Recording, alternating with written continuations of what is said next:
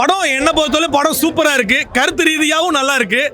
ஆனால் படத்தில் குறை அப்படின்னு நம்ம எதையுமே தூண்டி பார்க்க முடியாது. ஏன்னா அந்த படத்தில் வந்து நரேஷன் ஆகட்டும் அவ்வளோ அழகாக சொல்லியிருக்காங்க. ஏன்னா ஒரு மொழியை காப்பாற்ற ஹிந்தி ஆகட்டும் தமிழ் ஆகட்டும் சரி, ஏதாவது ஒரு மொழி, அதாவது நம்ம ஹிந்தி திணிப்பை தான் பற்றி இந்த படம் ஃபுல் அண்ட் ஃபுல் பேசப்பட்டிருக்கு. தமிழ் தெலுங்கு மலையாளம்.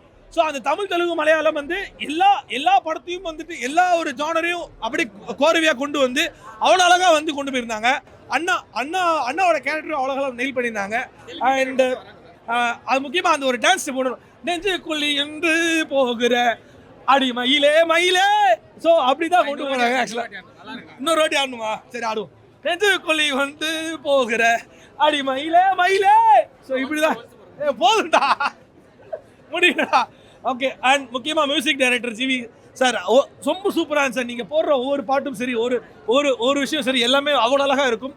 அண்ட் முக்கியமாக அதாவது அந்த ஒரு பொள்ளாச்சியில் ஒரு இன்சிடென்ட் நடக்கும், எல்லாரையும் சுட்டு போட்டுருவாங்க. சுட்டு போட்ட உடனே வந்து எல்லாருமே என்ன சொல்லுவாங்க, தம்பி தமிழை காப்பாற்ற தெலுங்கு வருது, ஹிந்தி தமிழை காப்பாற்ற மலையாளம் வருது, தெலுங்கு வருது, குஜராத் வருது, எல்லா மொழியிலும் வருது. ஆனால் நான் உனக்கு சோறு போடுறேன்டா அப்படின்ற போது ஒரு மாதிரி புல் இருக்குது. ஏன்னா தமிழ்காரன் எல்லாத்துக்கும் சோறு போடுறேன், நான் தமிழன்டா தமிழை.